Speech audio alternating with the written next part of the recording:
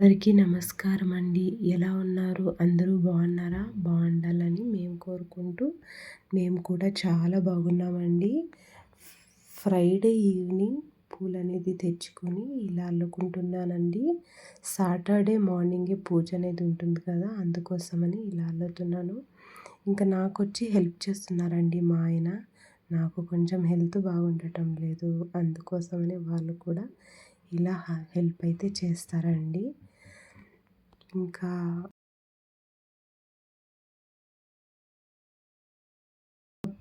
ఇప్పుడైతే డిన్నర్ చేయడానికి వచ్చేసామండి. పప్పు, రొట్టి, అన్నం అయితే చేసాము. నాకు ఇద్దరు పిల్లలు, వీళ్ళే ఒక పాప ఒక బాబు. మా ఆయన అయితే వడ్డిస్తున్నాడండి. ఇంకా అన్నీ తినేసినాక అన్ని గిన్నెలు అనేది కడిగేసామండి ఇద్దరు. ఇలా నిల్చుకుంటే కొంచెం కాలు అనేది ఎక్కువగా వాపు వస్తుందండి. కొంచెం హెల్త్ అనేది బాగలేదు, అందుకోసమని మా ఆయన అయితే నాకు హెల్ప్ చేస్తూ ఉంటారు. తర్వాత అయితే పనుకొనేసామండి. ఇంకా సాటర్డే లాగ్ అండి ఇది. సాటర్డే మార్నింగే పాప అయితే నేనే పూజ చేస్తాను అని చెప్పింది, అందుకోసమని అన్ని ప్రిపరేషన్ అయితే చేసుకుంటుంది. నేనైతే సాటర్డే, ఫ్రైడే కొంచెం విశేషంగా చేసుకుంటానండి.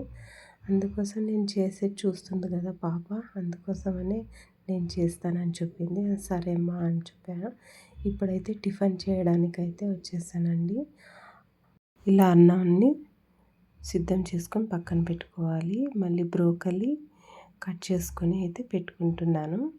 తర్వాత ఉల్లిపాయ, పచ్చిమిర్చి, టొమాటో చిన్న చిన్న క్యూబ్స్గా కట్ చేసుకున్న ఆలు అన్నీ కట్ చేసుకొని ఇలా పెట్టుకొనేసి ఒక ప్యాన్లో ఆయిల్, ఉద్దిపప్పు, శనగపప్పు, ఆవాలు అనేది వేసుకొని పచ్చిమిర్చి వేసుకొని కరివేపాకు వేసుకోవాలి. ఇలా అన్నీ వేసుకున్న తర్వాత అన్నీ ఫ్రై చేసుకొని కొద్దిగా సాల్ట్ వేసుకొని ఇలా టొమాటో కూడా వేసుకొని ఫ్రై అయిన తర్వాత ఆలు అయితే వేసుకోవాలండి. బంగాళదుంప చిన్న చిన్న క్యూబ్స్గా కట్ చేసుకున్నాను. ఇలా అన్నీ వేసుకున్న తర్వాత కొద్దిసేపు ఆయిల్లోనే మగ్గించిన తర్వాత ఉప్పు, కొంచెం తగినంత సాల్ట్, తర్వాత కారం, ధనియాల పొడి, గరం మసాలా కూడా అన్నీ వేసి బాగా ఫ్రై చేసిన తర్వాత బ్రోకలీ అయితే లాస్ట్లో వేసుకొని కొంచెం మ్యాగీ మసాలా కూడా వేసుకుంటే చాలా బాగుంటుందండి.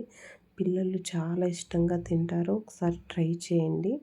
ఇప్పుడు ఉడికించి పక్కన పెట్టుకుంటాం కదండి, ఆ రైస్ను కూడా వేసుకొని ఇలా అంతా ఒకసారి కలుపుకొనేస్తే రెడీ అయిపోతుందండి.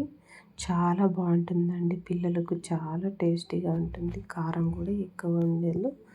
ఇంకా ఆఫ్ చేసేస్తే చూద్దామండి పాప ఏమేమి చేసిందో ఒకసారి. గడపకైతే ఇలా ముగ్గులైతే వేసిందండి. ఇప్పుడిప్పుడే నేర్చుకుంటూ ఉంది. పూలైతే కట్ చేసి పెడుతూ ఉంది. చాలా శ్రద్ధగా చేస్తుందండి. నేను చేసేటప్పుడు కూర్చొని చూస్తూ ఉంటుంది ఎలా చేస్తుంది అనేసి. ఇలా అయితే అంత దీపం కూడా వెలిగించేసింది. పూజ అయితే ఇలా రెడీ చేసేసిందండి. చాలా సంతోషం అవుతుందండి. ఇంట్లో ఆడపిల్లలు ఉంటే ఇలా సర్దుకొని చేసుకుంటూ ఉంటారు. ఇంకా వాళ్ళ అన్న కూడా బాగా హెల్ప్ చేస్తారు, ఇద్దరు షేర్ చేసుకుంటారు, బాగా చేసుకుంటారండి. ఇంకా టెంకాయ అయితే కొట్టుదురా అన్న అని చెప్తే వెళ్ళి కొడుతున్నాడు. ఇలా అయితే పూజ అయితే కంప్లీట్ అయిపోయిందండి. ఎలా చేసిందో ప్లీజ్ కామెంట్ చేయండి. పాపకి ఎలా చేసిందో ఒక లైక్ చేయండి. ఇంకా టిఫిన్ చేస్తారా అండి అని చెప్పేసి ఇంకా నేనైతే టిఫిన్ అయితే వేసిస్తున్నానండి. ఇలా టిఫిన్ అయితే తిన్న తర్వాత టీవీ చూసుకుంటూ ఇద్దరు తినుకుంటారండి.